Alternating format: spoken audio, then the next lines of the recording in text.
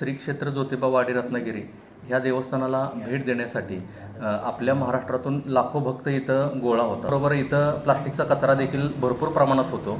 मग त्या कचऱ्याबद्दल आपण काय प्रक्रिया करायची किंवा तो कचरा कसा कमी करता येईल हे वरिष्ठ कार्यालयाकडून सूचना आल्यानंतर गट विकास अधिकारी आणि डेप्युटी सीओ परेट मॅडम यांच्या मार्गदर्शनाखाली आपण पंचायत समिती येथे व ग्रामपंचायत येथे इथले जे व्यापारी आहेत तर व्यापाऱ्यांची आपण मिटिंग घेतल्या. त्या मिटिंगच्या माध्यमातून आपण त्यांना कशा पद्धतीनं प्लास्टिक कमी करता येईल ह्याची आपण सर्वांना सूचना दिल्या.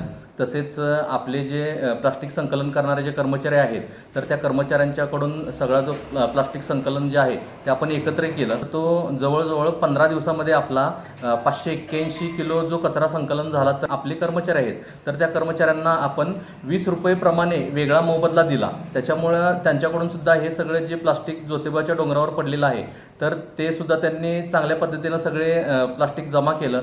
तर ते प्लास्टिक आपण कोडोली येथे जे कचरा संकलनचं जे प्रोसेस युनिट आहे तर त्या प्रोसेस युनिटला आपण कोडोलीला दर 3 तारखेला आपण महिन्यातून तिकडं पाठवून देत आहे.